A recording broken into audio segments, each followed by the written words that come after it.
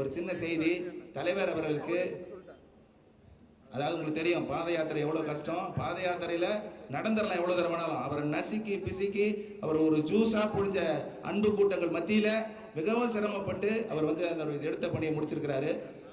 முந்தா நாள் அவருடைய காலில் சிறு ஸ்ப்ரெயின், அதனால அவரால் நடக்க முடியாத ஒரு சூழ்நிலை.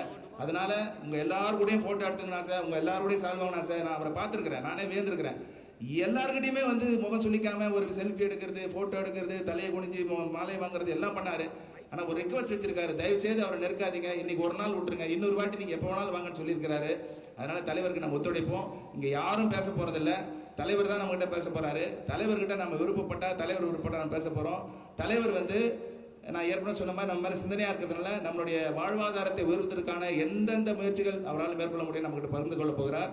நம்மளுடைய கஷ்டமான சூழ்நிலை, இந்த வழக்கறிஞர் தொழிலாளர் இருந்தாலும் சரி, நீதித்துறையில நாம் படுகின்ற சிரமங்களா இருந்தாலும் சரி, நீதித்துறை எவ்வாறு மேம்பட வேண்டும், வழக்கறிஞர்கள் எவ்வாறு மேம்பட வேண்டும் நீங்க எல்லாம் நினைச்சீங்கன்னாக்கா, அதை பற்றி யாராவது நீங்க வேணும்னு கேட்டீங்கன்னாக்கா, இங்க நம்மளுடைய வாலண்டியர்ஸ் இருக்காங்க, அவங்க கிட்ட சொல்லுங்க. தலைவர் அனுமதி அளித்தால் நான் நிச்சயமாக பண்றேன்.